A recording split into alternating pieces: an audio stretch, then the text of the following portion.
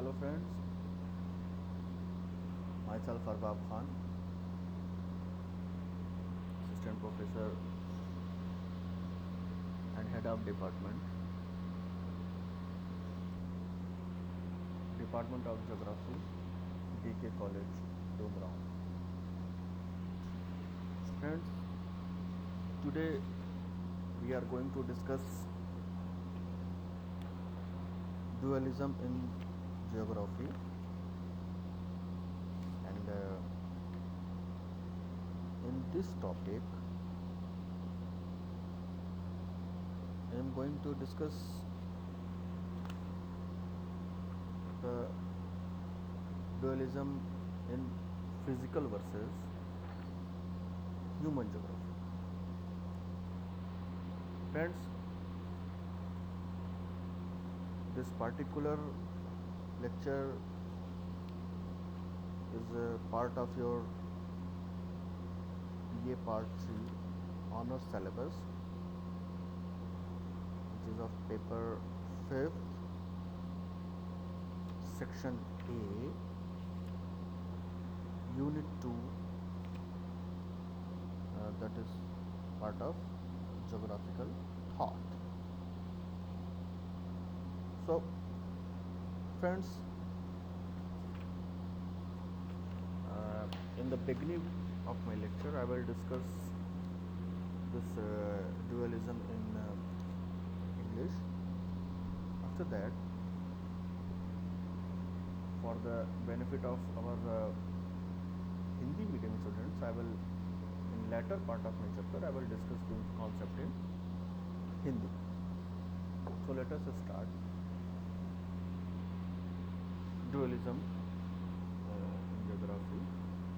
Topic first, physical versus geography. So friends, this dualism was present to some extent in our ancient geographical thought. In fact, Greek, they were also divided in their approach to study geography.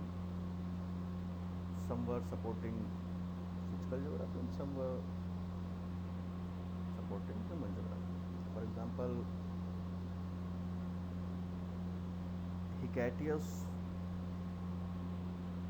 was of opinion that physical geography is more important, while Strabo and Herodotus, etc., they put more emphasis on human geography. So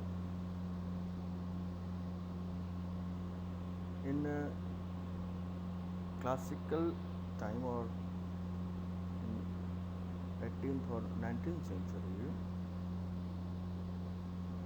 Varenius in his Geographia Generalis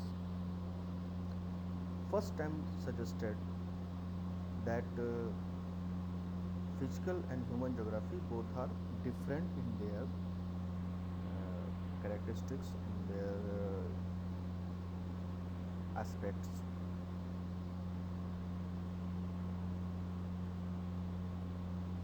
In fact, Kant, Humboldt, Ritter, they all put more emphasis on physical geography. Reclus put more emphasis on systematic physical geography called de la terra. After Reclus, Darwin also gave too much importance to physical geography. So in 19th century and before that, means 17th, 18th and 19th century, most of the geographers were of the opinion that physical geography is real geography. So development of geomorphology and oceanography, hydrology, even physiography,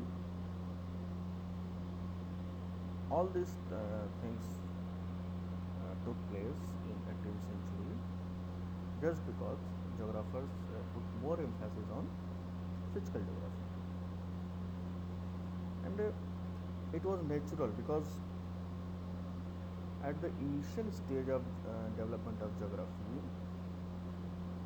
most of the geographers who taught geography as a subject were of geological background. So it was natural to their part to put more emphasis on physical geography. And but the most important division, which later become hot topic in geographical arena,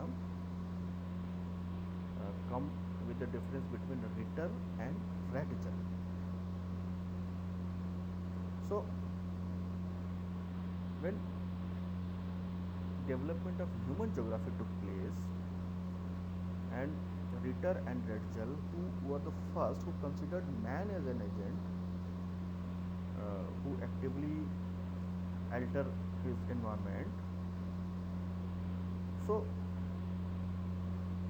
the human element in geography came into being as a prominent force.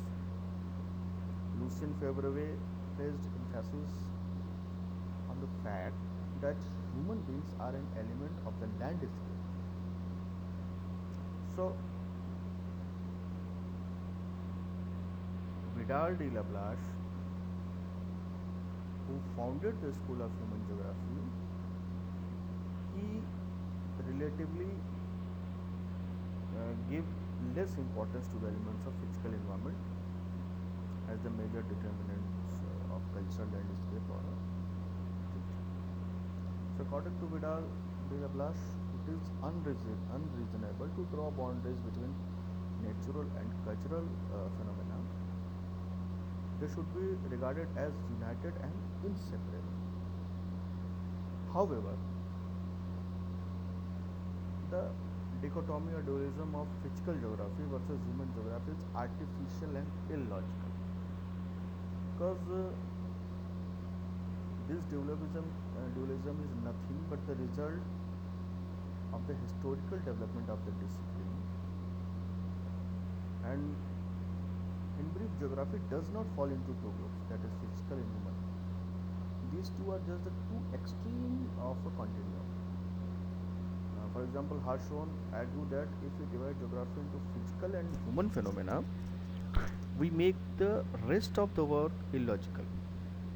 So the division into physical and human geography is the cause of geography being only a partial study. In fact, all geographers realized that we could not possibly explain human choices and actions solely in terms of relationship with the natural environment.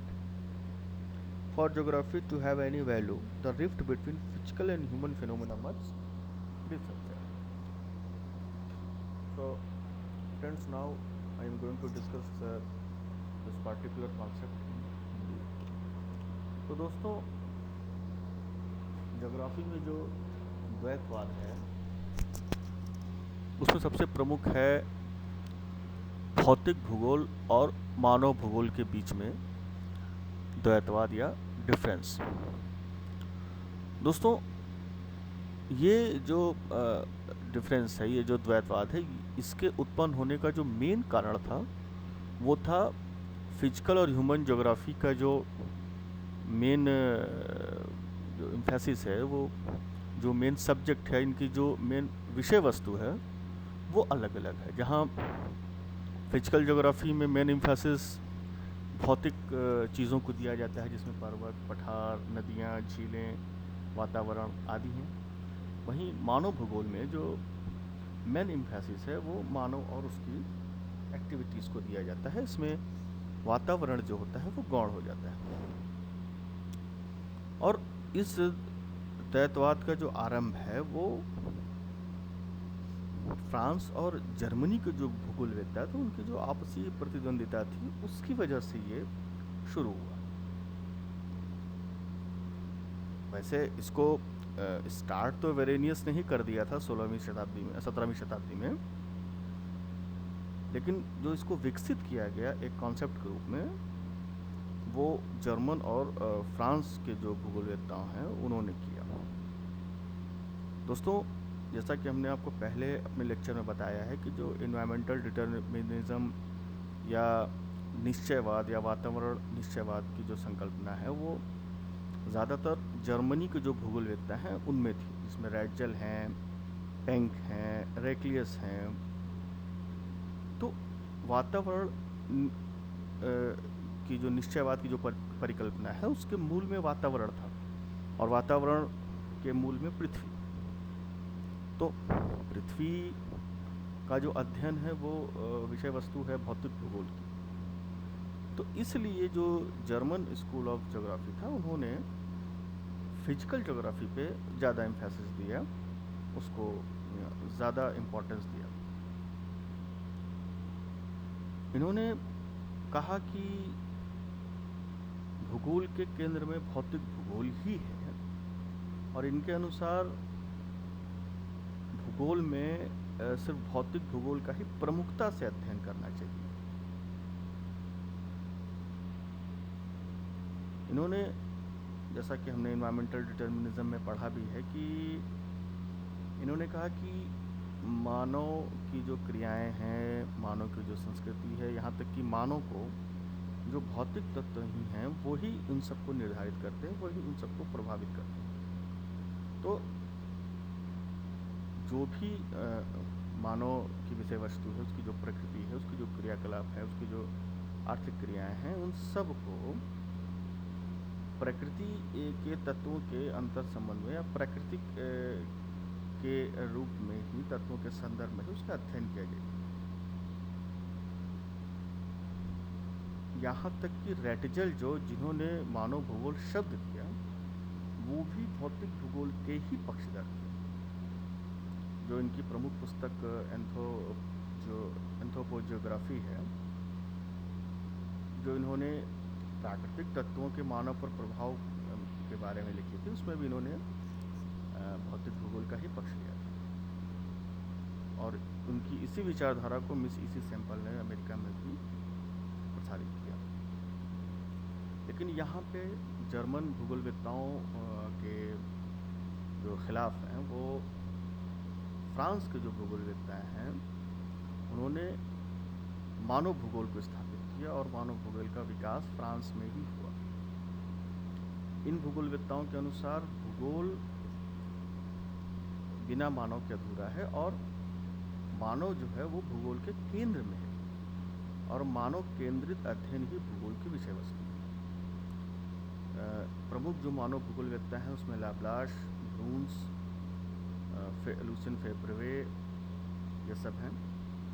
और Vidal de Laplace को तो मानव भूगोल का संस्थापक ही कहा जाता है। इनके अनुसार मानव की हर गतिविधि, चाहे वो सामाजिक हो, चाहे आर्थिक हो, चाहे सांस्कृतिक हो, वो ही भूगोल के अध्ययन का केंद्र है। वही जो मानव का अध्ययन है वही भूगोल का अध्ययन है, क्योंकि इनकी विचारधारा के अनुसार मानव अपनी आवश्यकता के अनुसार अपने जो इन्वायरमेंट है, अपनी जो सराउंडिंग है, उसको चेंज करता है, उसका उपयोग करता है, और उसकी गतिविधियाँ जो है करता है। तो दोस्तों, लास्ट में मैं यही कहना चाहूँगा कि भौतिक भूगोल या मानव भूगोल का द्वैतवाद भले ही संभवतः यूनानियों द्वारा प्रारंभ किया गया, जिसमें हिकैटियस ने भौतिक भूगोल पर अधिक बल दिया, जबकि हेरोडोटस एवं स्ट्राबो ने मानव पक्ष को अधिक महत्वपूर्ण माना। हम्बोल्ट ने सामान्य भूगोल को भौतिक भूगोल कहा, जबकि इसके विपरीत इसके रिटर का झुकाव मानव भूगोल की ओर अधिक था। तो भूगोल के विकास के प्रारंभिक काल में भौतिक भूगोल पर अधिक बल दिया गया। इसका मुख्य कारण, जो कि मैंने पहले भी बताया है, कि यह उस समय उन विषय के अध्यापकों द्वारा पढ़ाया गया जिनके पृष्ठभूमि जियोलॉजी या भूगर्भ शास्त्र की थी। रिटर एवं रैटजल उन विद्वानों में से थे जिन्होंने यह माना कि मानव स्थलाकृतियों में परिवर्तन करता है। फिर भी मानव भूगोल संप्रदाय की स्थापना ब्लाश द्वारा ही की गई। लेकिन वास्तव में अगर देखा जाए तो भौतिक भूगोल और मानव भूगोल का यह द्वैतवाद कृत्रिम एवं अतार्किक है, क्योंकि भौतिक भूगोल एवं मानव भूगोल भूगोल के एक अलग अलग समूह नहीं है, बल्कि दो छोर हैं, और बिना इन दो छोरों में सामंजस्य बैठाए भूगोल का अध्ययन नहीं हो सकता। तो आशा है कि आप लोगों को इस लेक्चर में जो भौतिक और मानव भूगोल के बीच का जो ड्यूअलिज्म है, जो डिफरेंस है, वो समझने में आसानी हुई होगी। अब इस लेक्चर को मैं यहीं समाप्त करता हूँ।